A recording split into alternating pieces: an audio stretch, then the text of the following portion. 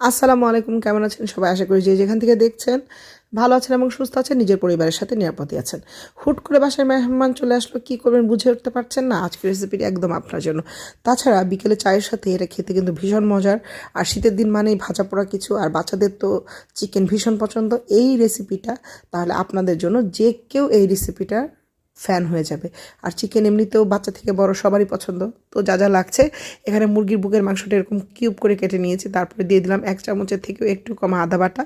তারপরে দিয়ে দিলাম রসুন বাটা। আর এখন যা লাগছে, এটা কিন্তু প্রায় সবার ঘরেই থাকে, টেস্ট মেকার। এটা এখানে আমি মামান যে নুডলস আছে, সেই মামা নুডলসের যে স্পাইসি যে টেস্ট মেকারটা থাকে, সেই টেস্ট মেকারটা ইউজ করছি। আর এটা তো বিভিন্ন ধরনের হার্বস, বিভিন্ন ধরনের স্পাইসেস দিয়ে করা। তো এটাই ইউজ করলে দেখা যাবে যে অন্য যে কোনো জিনিসের আর প্রয়োজন নেই। তারপরেও দিয়ে দিচ্ছি স্বাদ বাড়ানোর জন্য একটু করে গোলমরিচের গুঁড়া, স্বাদ মতো লবণ, দিয়ে দিচ্ছি সয়া সস। আর সয়া সসটা ডিপেন্ড করবে এখানে আপনি কতটুকু চিকেন নিয়েছেন তার উপর। এখানে আমি প্রায় 2 চামচের থেকে একটু কম পরিমাণে দিয়েছি। এখন দিয়ে দিচ্ছি সামান্য একটু সরিষার তেল, খুব সুন্দর একটা ফ্লেভারের জন্য। সরিষার তেল দিলে না অন্য ধরনের একটা স্পাইসি ফ্লেভার, একটা ঝাঁঝালো ফ্লেভার থাকে, যেটা খেতে কিন্তু ভীষণ ভালো লাগে। তারপর এটাকে ভালো করে মিক্স করে নিব। চামচ দিয়ে করার চেষ্টা করলাম, তারপরে ভাবলাম যে না, এটার জন্য একটা দরকার থাই মাসাজ। তো আমি খুব সুন্দর করে একটা ভালো করে মেরিনেট করে নিচ্ছি। আর এটাকে মেরিনেট করে রেখে দেবো 5 মিনিটের জন্য। আর চিকেনটা মেরিনেশন যত ভালো হবে, এটা কিন্তু ততটাই বেশি ফ্লেভারফুল হবে। আর চিকেনের ভেতরে পর্যন্ত যেসব মশলাগুলো আছে, সেগুলো কিন্তু একদম খুব সুন্দরভাবে চলে যাবে। এখন দরকার হবে এরকম একটা কাঠি, যেটা শাঁসলিকের কাঠি। একটা কাঠিকে আমি 2 ভাগ করে নিয়েছি। তারপরে এখন এই সবগুলো চিকেনকে এই কাঠিটাতে গেঁথে নেবার পালা।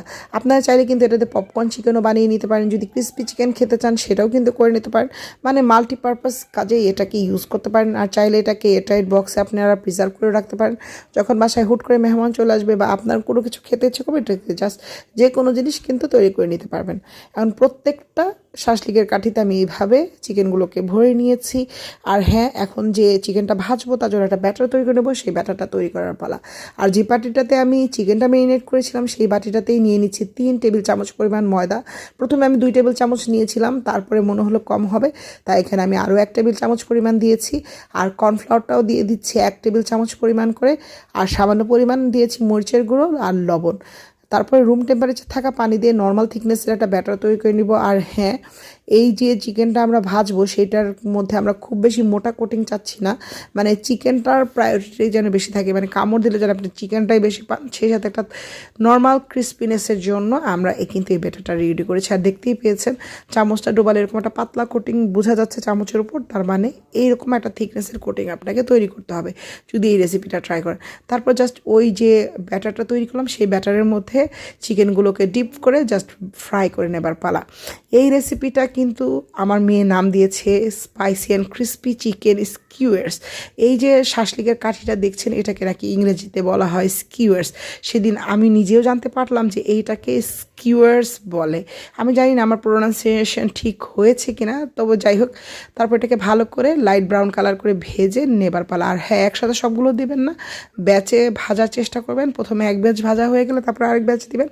বিকেলের নাস্তায় চায়ের সাথে কিন্তু ভীষণ ভালো লাগে। যদিও আমি চা খাই না, তারপরেও ওদিন আমার ফ্রেন্ডরা এসেছিলো, ওদের জন্য এটা বিশেষ করে প্রিপেয়ার করা হয়েছিল। ওরা তো বলেছে বেশ ভালো হয়েছে খেতে।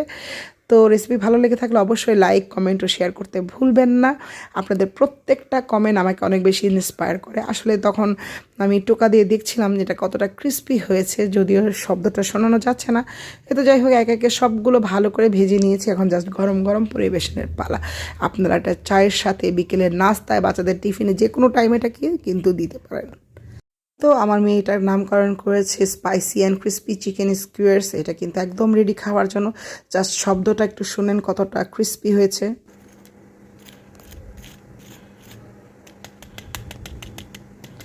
গরম গরম যে কোনো সসের সাথে এটা কিন্তু খেতে ভীষণ মজা লাগে। আমি তখন আসলে তাড়াহুড়োর মধ্যে ছিলাম দেখে হয়তো বা সসটা দিতে এখানে ভুলে গিয়েছি। না, আদারওয়াইজ এটা আমি সস দিয়ে অবশ্যই পরিবেশন করে দেখাতাম। এখন জাস্ট এনজয় করার পালা। রেসিপি ভালো লেগে থাকলে অবশ্যই লাইক, কমেন্ট ও শেয়ার করতে ভুলবে না। ধন্যবাদ।